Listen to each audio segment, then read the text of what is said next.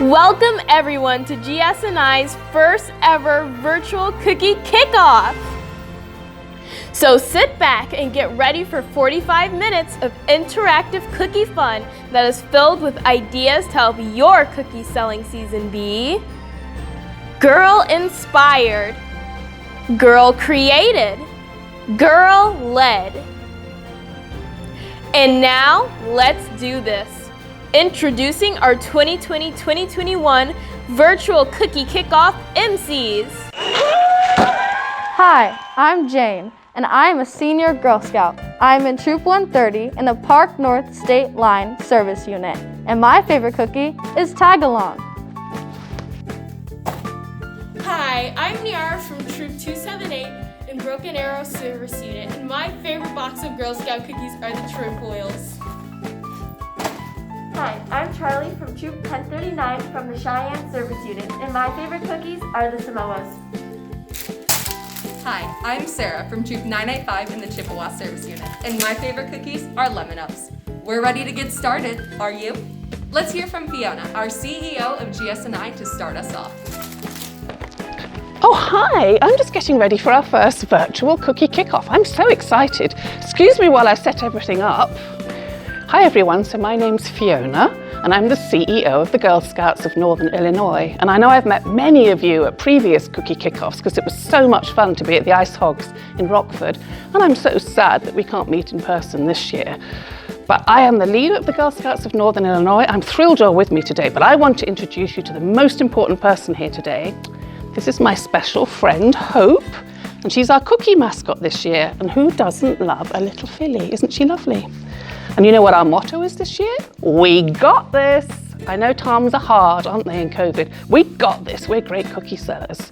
So parents, your daughter's going to learn some really important skills as part of the cookie program. She's going to learn decision making, setting goals, practical skills like getting on with people, practical skills like ethical decision making, and money management, which is the most important of all. Girls, you're going to have such fun doing this as well. With your troops, with your parents, and even on your own, there's so many skills that you're going to learn and so much fun that you're going to have.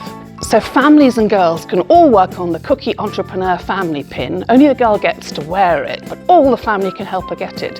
And we have lots and lots of great badges, financial literacy badges and cookie badges, so you can get as many badges as you like with this program. And now, let's turn our attention back to our 4 wonderful girl MCs. They got this. And now, without further ado, introducing the stars of this year's cookie kickoff, the cookies. How well do you know your Girl Scout cookies? Let's find out. 3, 2, 1. We've got this.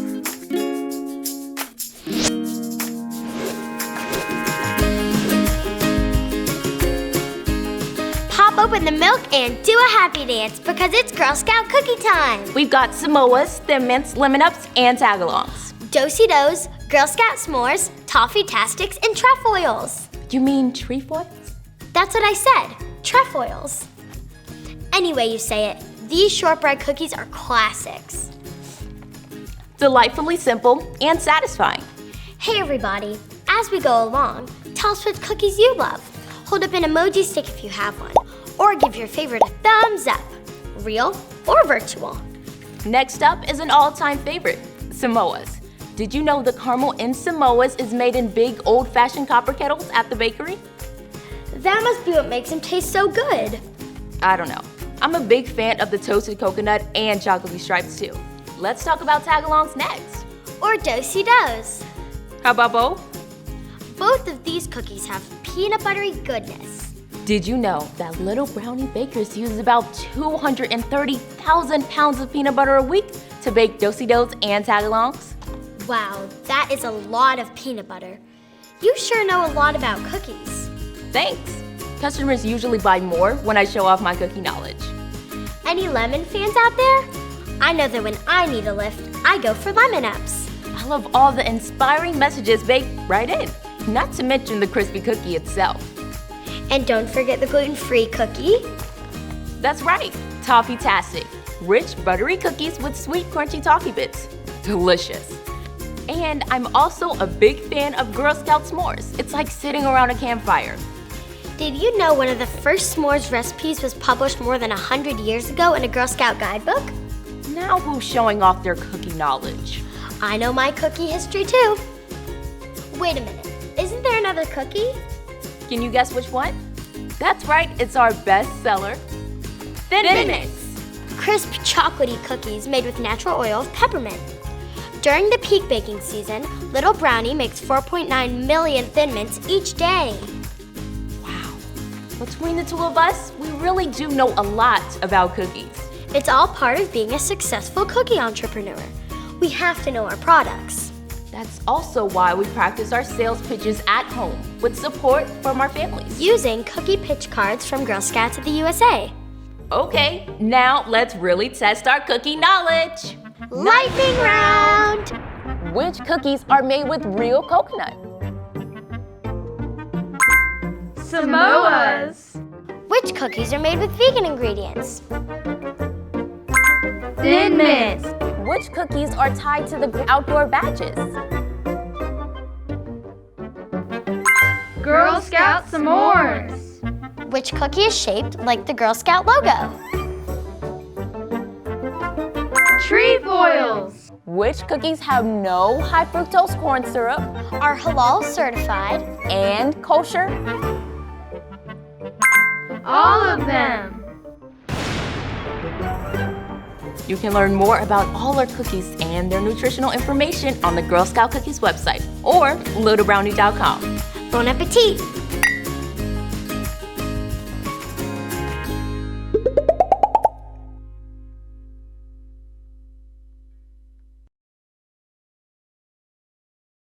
Now, us four amazing MCs are going to help you understand the 5 skills to a great Girl Scout cookie selling season. First up is Jane to tell us all about decision making. Jane, take it away. Hi, I'm Jane, and I have been in Girl Scouts since kindergarten. I'm currently a 9th grade senior Girl Scout. I am one of the 4 amazing MCs for this year's 2020 virtual girl-led cookie kickoff. In this segment, you will learn the importance of decision-making skills.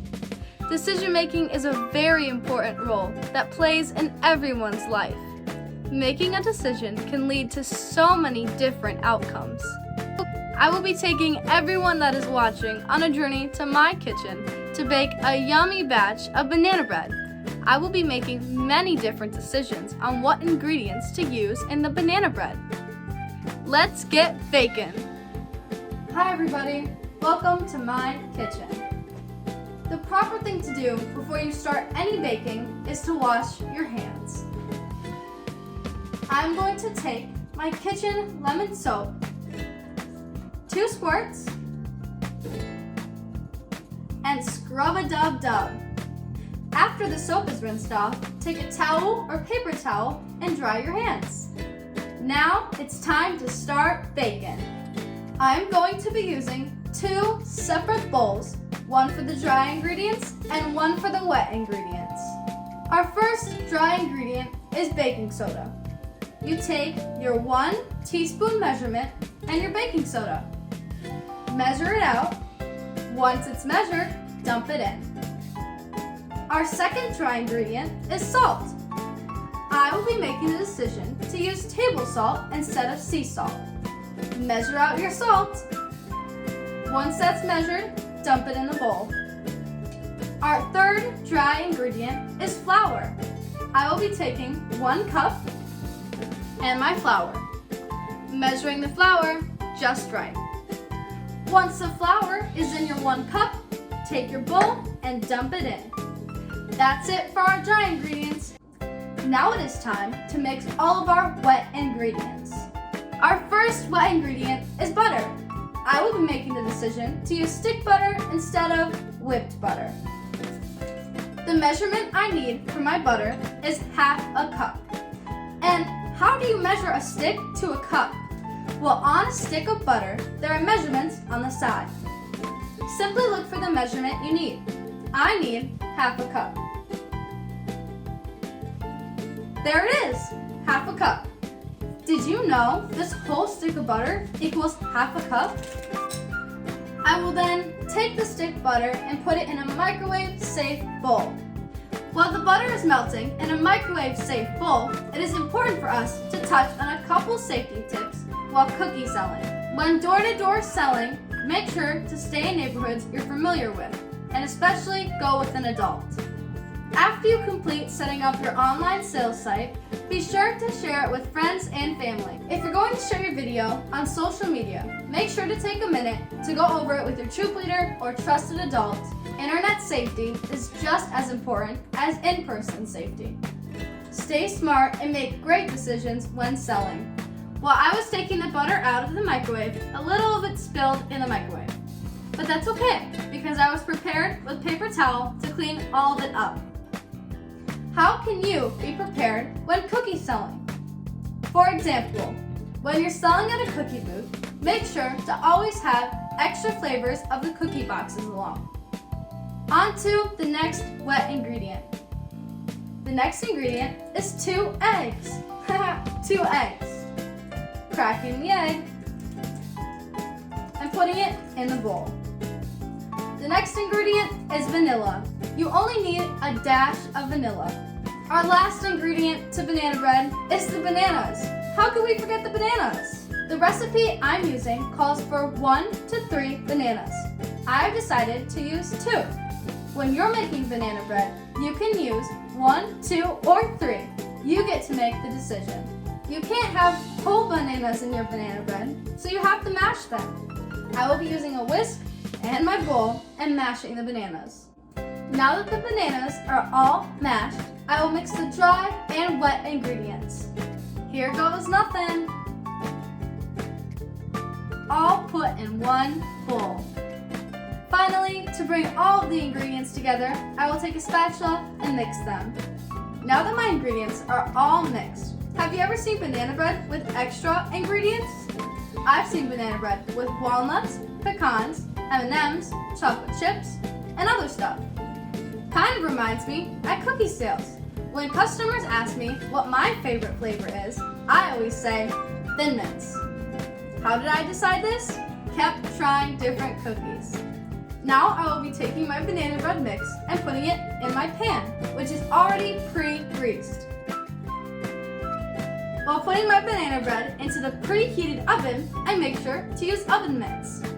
And you can make the decision if you want to eat it all by yourself or share it with your friends and family.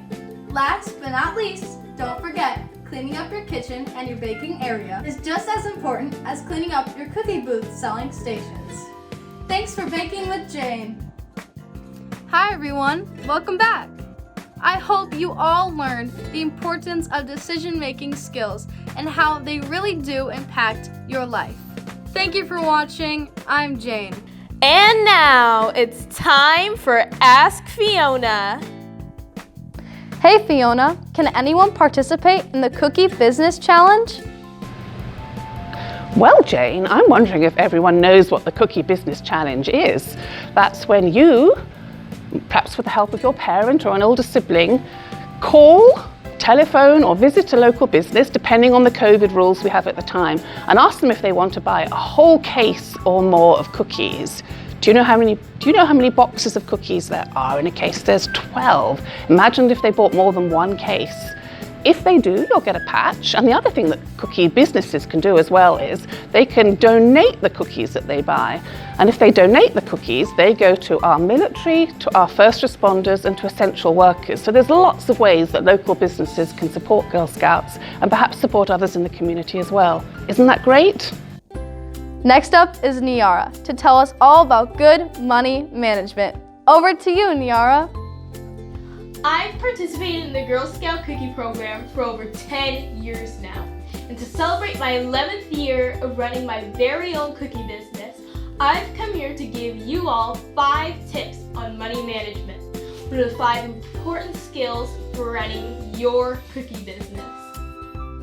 Today I'll be showing you many strategies, like how to keep track of your money, whether that be selling door to door, at the store, or at a cookie booth.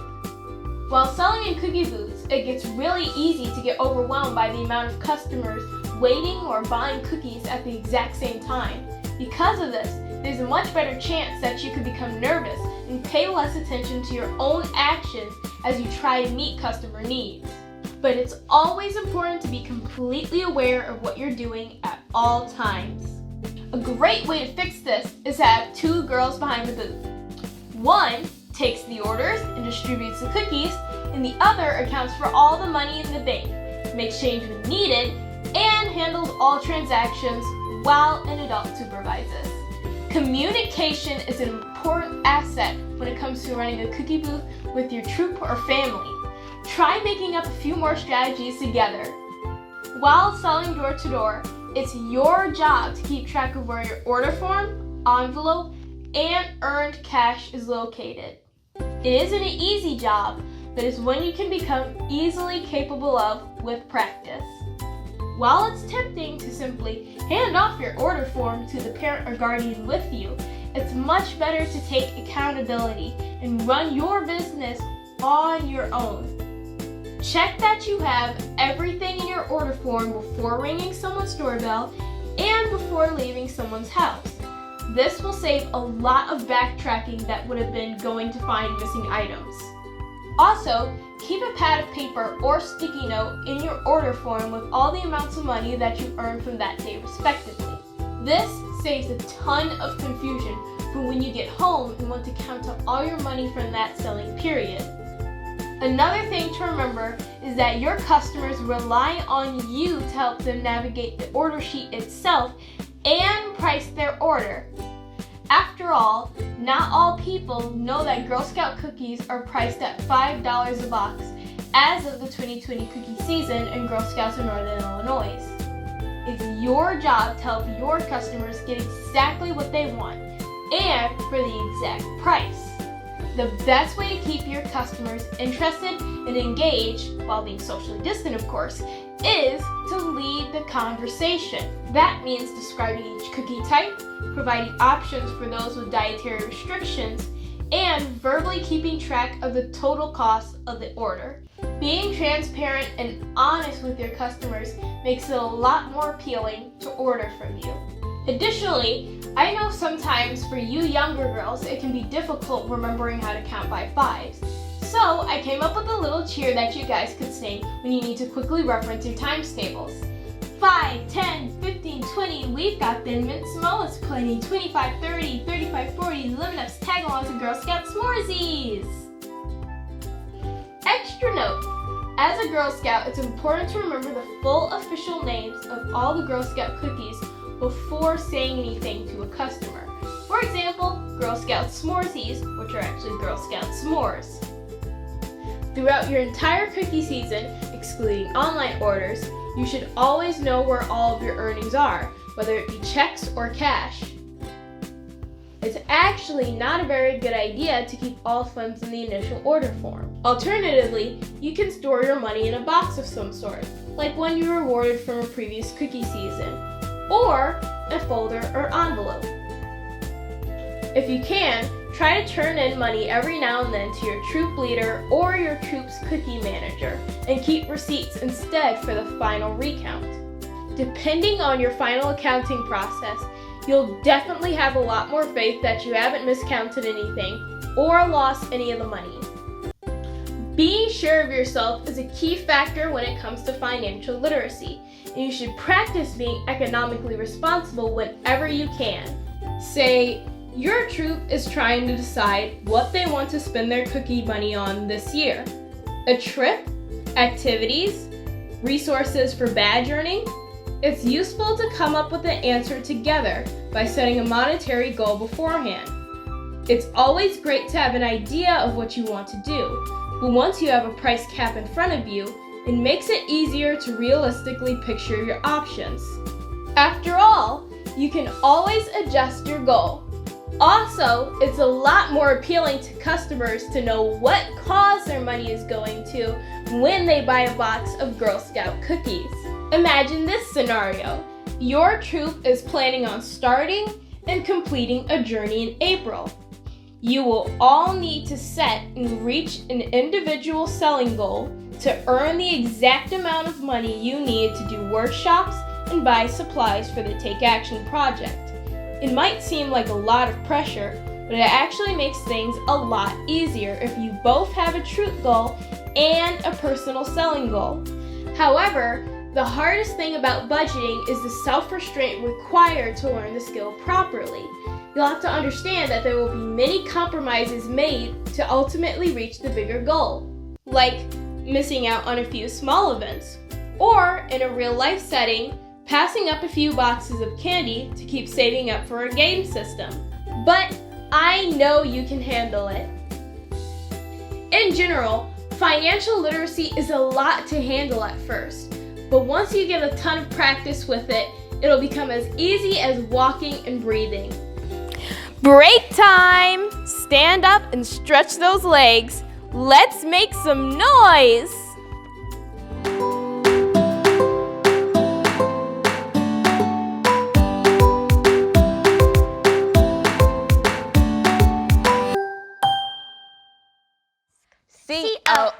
COOKIE, selling cookies is great for me.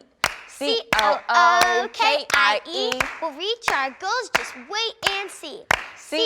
COOKIE, making a difference for you and me. I'm a go-getter, nothing could be better. I'm an innovator, Nothing could be greater. I'm a risk taker, A mover and a shaker, and I'm a leader. Nothing could be sweeter. COOKIE, selling cookies is great for me. COOKIE, we'll reach our goals, just wait and see. COOKIE, making a difference for you and me.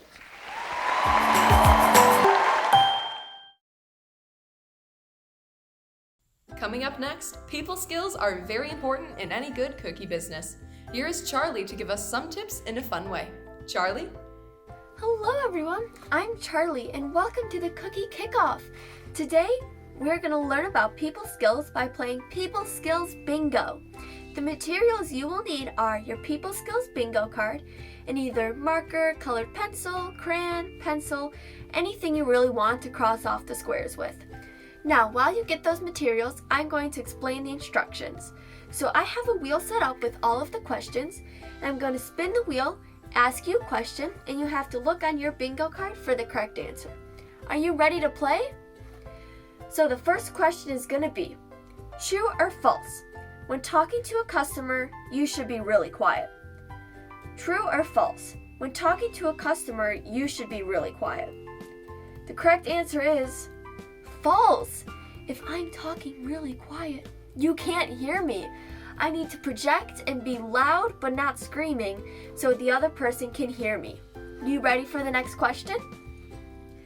The next question is, if someone asks you for personal information, should you answer them? If somebody asks you for personal information, should you answer them? The correct answer is no. Even though people may ask you questions and you think you should answer them, if it's personal information about like your family or your full name or your birthday, you don't want to just give that information out. It's not very safe. The next question is, if you mess up in a presentation, what should you do? If you mess up in a presentation, what should you do? The correct answer is, keep going. It's okay to mess up. I mess up all the time when I'm either doing a performance or presentating. It's okay, people make mistakes, so just keep on going and just push it past it. The next question is, when speaking to someone new, what should you never do? When speaking to someone new, what should you never do? The correct answer is, never talk to someone else or lose eye contact. If I'm over here talking to somebody else, first of all, you're getting the side of my face and you're not directly hearing me, and you probably feel like I'm not your main priority. So make sure you're always looking at the person you're talking to and making sure they're your number one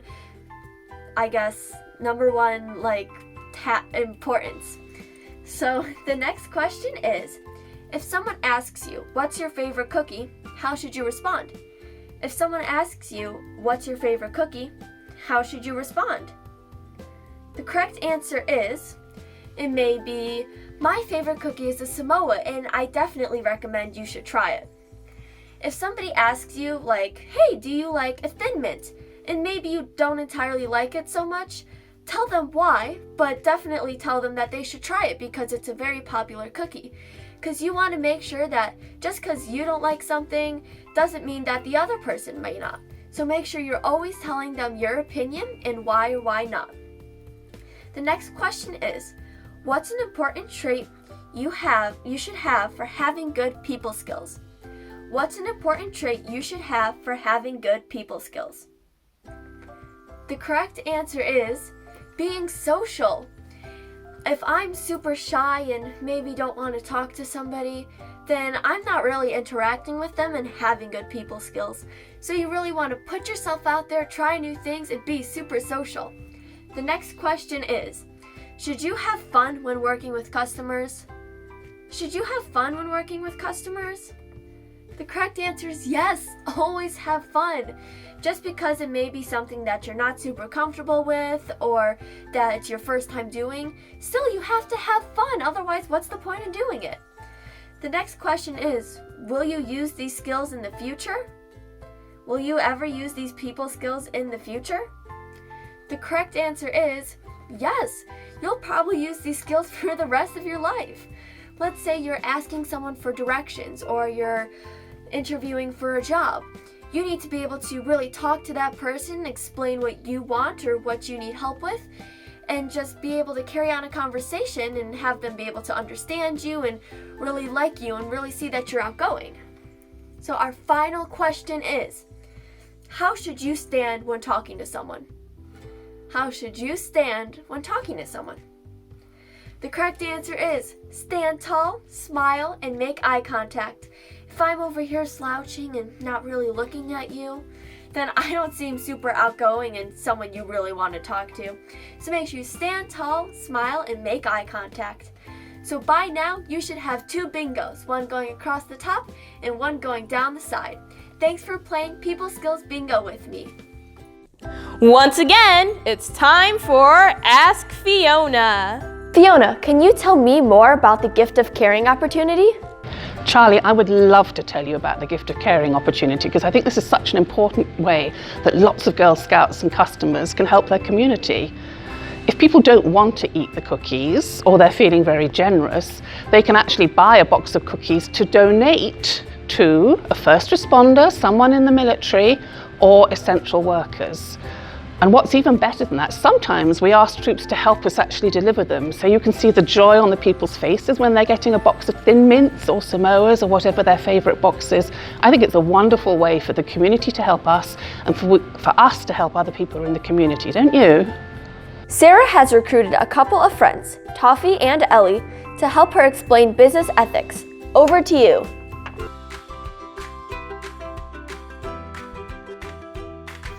For this section of business ethics, we have 2 booths, Toffee's booth and Ellie's booth. Ellie is a good scout and remembers all of her business ethics skills, and as a result, sells a lot of cookies. Toffee, on the other hand, doesn't use her business ethics skills and doesn't sell very many cookies. Let's see how they interact with their customers. Rule number 1 is money honesty. Remember, Girl Scouts are honest and fair. When Ellie gets money, she counts it out and only takes as much money as the customer owes her, making sure to give back correct change. Toffee, on the other hand, takes all the money for herself and never gives back change. Poor Toffee's customers are sad they didn't get their change and don't want to come back to her booth. Because of Ellie's good business ethics, her customers return and want to buy cookies again. Number 2 is being polite and kind to customers. Customers don't have to buy from you, but they'd sure like to. Ellie asks kindly if people would like to buy a box of Girl Scout cookies, helping them without pushing sales. If the person says no thank you or that they've already purchased, she says thank you for supporting Girl Scouts. Toffee, on the other hand, demands people purchase her cookies and gets mad if they say no. Potential customers can get scared off by that, and then Toffee doesn't sell anything. People like nice people, and by being polite and kind, customers always want to return and buy cookies from Scouts like Ellie. Number 3 is having a clean and organized booth. Well-maintained booths are nice to look at and draw the customer's eyes, attracting them to your product. Ellie makes sure that her boxes are all visible and displayed in a way that is appealing to potential customers, and overall pretty to look at. Toffee is the complete opposite, keeping the boxes in disarray, or just not even showing them in general. Customers become confused and wonder what Toffee is even trying to sell when the table is empty, making them much more likely to buy from a clean, well-maintained booth like Ellie's. Number 4 is staying at the booth. This one's a pretty easy rule to follow. Staying near your booth at all times means you can watch over the product and it doesn't look like a free sample display. Ellie stands behind her booth, ready to talk to the customer at all times, and able to restock and display her product. Toffee, on the other hand, leaves her booth for other things, being distracted and not paying attention to the booth or her potential customers. By staying at the booth, Ellie shows her dedication and readiness for any sales that come her way.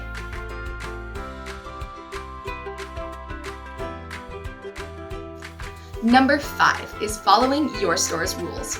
It's very courteous of stores to let the Girl Scouts have booths in front of them, so we must respect the rules that they set. Ellie makes sure her booth doesn't block the front door, and represents the Girl Scout brand and store with good language and good behavior. Toffee, on the other hand, goes out of her way to make sure the booth blocks the door and customers have to buy cookies to get past her. This makes the customers unhappy and unlikely to buy from you or the store that is nicely letting you sell there, so respecting the stores and people around you is key.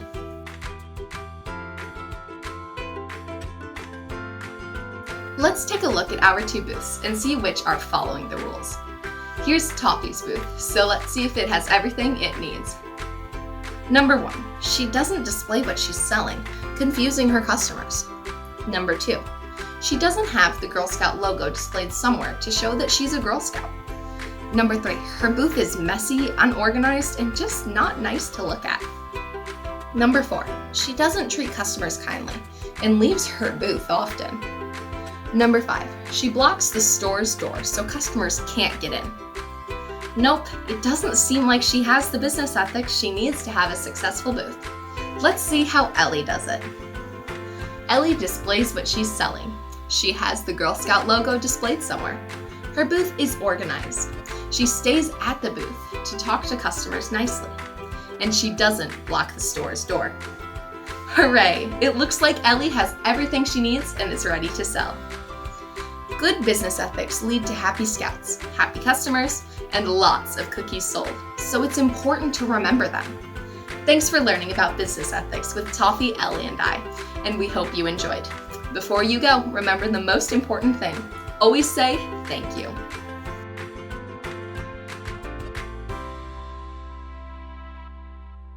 I know. You're wondering how to apply these skills in the new virtual world we are all living in and stay safe, right?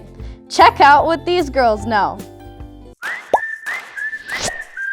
3, 2, 1. We've got this.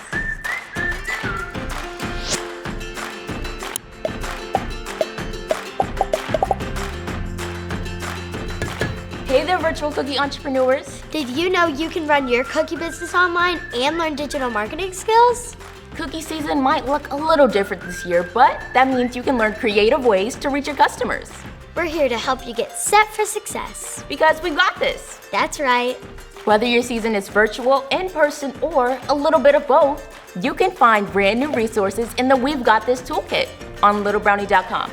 It has everything you need to run your cookie business and achieve your goals. I'm going to host virtual cookie booths this season. That's awesome. There are so many ways to go virtual with social media. You can even sell cookies to family members or businesses by making your pitch at a virtual meeting. Be sure to check out the awesome virtual backgrounds in the toolkit. You mean backgrounds like this? Yeah, or this. What about this? We've got so many to choose from. Use the virtual booth guide on girlscouts.org or littlebrownie.com to discover all the virtual resources we have this year. You can also use the digital marketing tips for entrepreneurs and families on girlscouts.org. And don't forget the most powerful digital marketing tool for cookie entrepreneurs, Digital Cookie. It makes it possible to share Girl Scout cookie love with faraway family and friends. Send them your cookie link so they can order cookies online. Is your cookie season going to be online only, Erica? Actually, we're gonna sell cookies all kinds of ways, with some new twists on in-person booths. Like what? My favorites are drive-through and pop-up cookie booths. Ooh, that sounds fun. How do those work? I'll show you. For drive-thrus, we'll set up in a parking lot or other approved spot. We can use a basket or tray to exchange payments and cookies with customers. That way, they never have to get out of their cars. It'll definitely get the customers rolling in. And for pop-up cookie booths, we can set up tables in our front yards, just like lemonade stands. There are lots of decorations on littlebrownie.com. So cute. Whether you go virtual or in person this year, there's just one more super important ingredient to a successful cookie season: our cookie family. We're proud to introduce you to our biggest supporters. These are #1 cookie fans, our moms. They always motivate us to reach our goals. The Girl Scout Cookie Program is such a great opportunity for Erica to develop life skills and learn how to think like an entrepreneur. We love supporting our Girl Scouts. Same here. We're so proud of Channing and the skills she's building. By helping her complete the Cookie Entrepreneur Activity Worksheet, we can help her earn a unique pin for her grade level. I like earning the pins, but what I love even more is that it's something we can do together. Me too. Visit girlscouts.org to find out how to become a cookie entrepreneur family. Even if our cookie seasons look a little bit different this year, we all have the tools and support we need to reach our goals. Do you know why, girls? Because we've got this.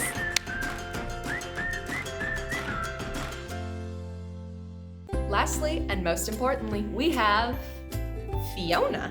Yes, Fiona, reminding us how important goal setting is. You know, goal setting is one of the most important things we can learn, both for the cookie program and in our lives. Because if we didn't set goals, if we didn't know what we wanted, it would be really hard to get there, wouldn't it? So even little girls can set goals. They can have their parents and their troop leaders help them. And I love it when troops set ambitious and audacious goals for the cookie program. We've even had troops who've saved up enough money to go overseas. Some have gone to London and some have gone to Switzerland, where our chalet is. And other troops go to Alaska, and we know that troops love to camp. And parents, you know, maybe you've done some goal setting with your girls before, and maybe it was difficult. That's okay. In Girl Scouts, we say fail stands for first attempt in learning. So set big goals, learn from the past goals, and let's see how well you do. I'm excited to hear where you're going and what you're going to be doing. So what is your personal cookie goal, and how did you set your personal cookie goal? My personal cookie goal last year was 500 cookies. So to challenge myself, this year my cookie goal is 550 cookie boxes. For my personal cookie goal, I'm just popping in to drop off some cookies for my aunt who's a first responder as a gift of caring. What is your troop cookie goal, and how does your troop plan on achieving that goal? My troop's cookie goal is to sell 400 boxes each to finance our 2022 Paris and London trip. Our troop cookie goal is to raise money for our Girl Scout Gold Awards through sales. So to help you and your troop reach your goals, do you know what all the selling methods are? And I realise we're not exactly certain ourselves yet because of COVID, but there are many, many safe ways that you can sell cookies. Do you know what they are? Our troop has decided for each girl to sell 200 boxes this year to achieve the goal on going on an outdoor adventure. Our troop will sell cookies through digital cookie, booth sales, and door-to-door if it is safe to do so. To reach my cookie goal, I will prioritize selling cases to local businesses. Finally, what have you learned from Girl Scouts that has helped you set your goals? Girl Scouts has taught me important people skills and money management skills. What I have learned from Girl Scouts to help set my goals is to be brave, stay determined, and always believe in yourself. One skill I've learned is to reach out. People are always willing to buy, as long as you're willing to sell. Wow, that was a lot of really great information. Don't forget to set your goal. Are you excited to get started with your very own cookie business like I am? But wait, don't forget, there are rewards. Let's unpack the 2020-2021 Girl Scout Cookie Rewards.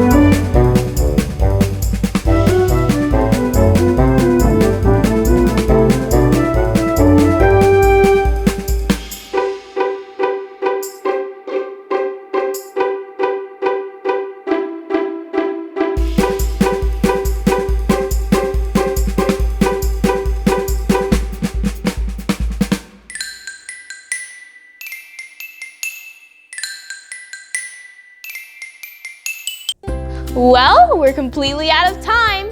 Did you learn something new about Girl Scout cookies today? If so, send us an email and let us know how much fun you had. Include photos. We'd love to hear from you. Also, be sure to check out some important information at the end of this video. A big thanks to Fiona, our GS&I CEO, and of course, us 4 amazing virtual Cookie Kickoff MCs. Say goodbye, girls. Goodbye, and remember, it's important to make good decisions.